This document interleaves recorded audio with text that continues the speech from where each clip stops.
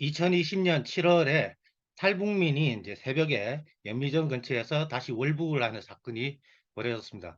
그 당시에 이제 언론에서 월북 추정 경로들을 보도를 했는데요. 전부 다 오보를 내는 일이 있었습니다. 왜 그런 일이 발생을 했을까 생각해 보니까 그 지역의 지리적 특성을 몰랐던 거죠. 그래서 일단 연미정의 위치를 보시면 여기가 이제 김포가 되고요. 강화도가 여기입니다. 강화도의 끝부분 여기가 이제 연미정이 되는데요.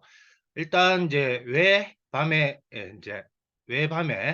월북을 했을까 문제부터 생각을 해보면요.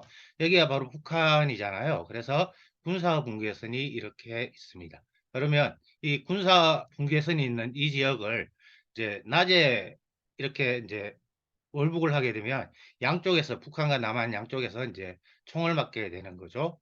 그리고 이제 보도들이 하나같이 많이 이야기하는 게 썰물일 때는 그러니까 남한과 북한이 훨씬 더 가깝다는 이야기를 하는데 썰물이 되면 갯벌이 드러나는 거죠.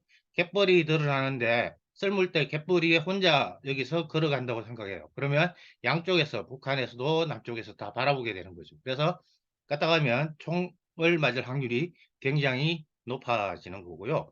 또 하나 썰물일 때 빠져나가면 어, 북한으로 가는 게 아니라 서해 바다 쪽으로 빠져나가게 되는 거죠. 그러니까 북한으로 갈 수가 없는 거예요. 그러니까 탈북을 할 때는 북한에서 남한 쪽으로 올 때는 썰물을 이용해야 되고 아니면 이제 밀물대 북한에서 남한 온다고 했을 때 밀물대는 다시 북한으로 돌아가게 되는 거죠. 그러니까 썰물대 나오게 되면 이렇게 바다 쪽으로 가게 되는 거고요. 밀물일 때는 이제 북해안에서 남한으로 올 때는 썰물일 때, 남한에서 북한으로 할 때는 밀물일 때를 이용할 수밖에 없는 거고요.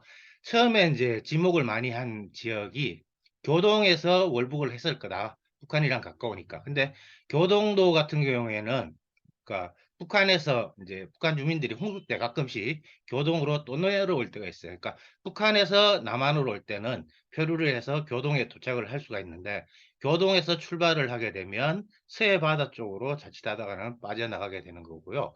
김포 이야기를 많이 했는데 김포 같은 경우에는 그러니까 썰물일 때는 당연히 이렇게 바다 쪽으로 가는 거고요. 밀물일 때는 김포에서 출발을 하면 오히려 한강 쪽으로 들어오게 되는 거죠.